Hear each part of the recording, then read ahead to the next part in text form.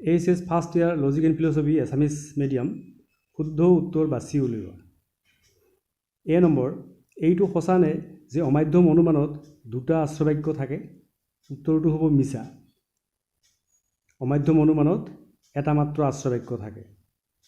B number, প্ৰতিবৰ্তন এক প্ৰকাৰ অমাধ্যম অনুমান কথাষাৰ সঁচানে? উত্তৰটো হ'ব হয় সঁচা।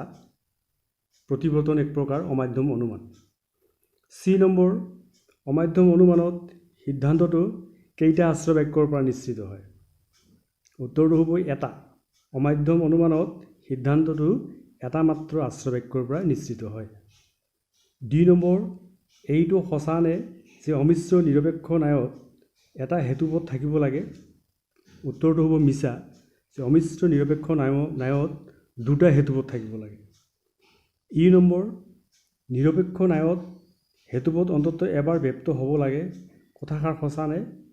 উত্তৰটো হ'ব হয় সঁচা। নিৰপেক্ষ ন্যায়ত হেতুপদ অন্ততঃ আশ্ৰবাক্য দুটাত এটাত অন্ততঃ এবাৰ ব্যক্ত হ'বই লাগিব। এফ নম্বৰ, ন্যায়ৰ কোনটো পদে সংস্থান নিৰ্ণয় কৰে? উত্তৰটো হ'ব হেতুপদ। ন্যায়ৰ সংস্থানবোৰ হেতুপদৰ দ্বাৰাই নিৰ্ণয় কৰা হয়। জি নম্বৰ, প্ৰথম সংস্থানৰ বৈধমূৰ্তিসমূহত কোনটো সাধ্যবচন হিচাপে ব্যৱহৃত হয়? প্ৰথম সংস্থানৰ বৈধমূৰ্তিসমূহত এ বা ই সামান্য বচন সাধ্যবচন হিচাপে ব্যৱহৃত হয়।